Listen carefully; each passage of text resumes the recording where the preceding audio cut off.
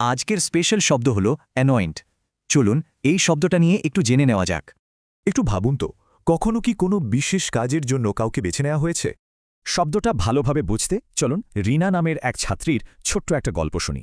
স্কুলে একটা বড় অনুষ্ঠান হবে আর তার জন্য একজন দায়িত্ববান ক্লাস মনিটর দরকার ছিল। শিক্ষক তখন সব ছাত্রছাত্রীর দিকে তাকালেন, খুব সাবধানে ভাবছিলেন কাকে বেছে নেবেন। অবশেষে তিনি রিনাকেই বেছে নিলেন।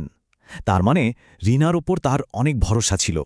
এই যে সম্মানের সাথে বেছে নেওয়ার কাজটা, ইংরেজিতে একেই বলে অ্যানয়েন্টিং। সোজা কথায় অ্যানয়েন্ট মানে হল কাউকে সম্মানের সাথে কোনো বিশেষ পদের জন্য নির্বাচন করা। এটা কিন্তু বেশ পজিটিভ একটা শব্দ। এর সাথে সম্মান আর স্বীকৃতির একটা ব্যাপার জড়িয়ে আছে।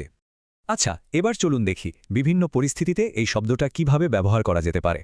দেখুন, ব্যবসা, পড়াশোনা, এমনকি বন্ধুদের মাঝেও কিন্তু এর ব্যবহার আছে। প্রথমে চলুন ব্যবসা জগতের একটা উদাহরণ দেখি।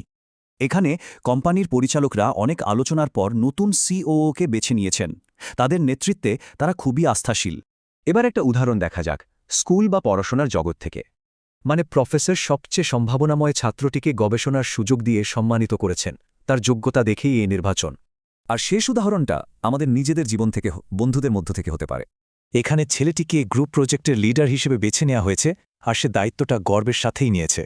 তো এই শব্দটা সহজে মনে রাখার উপায় কি? অ্যানোয়েন্ট মনে রাখতে এই ৩টা সহজ ধাপ ভাবলেই চলবে।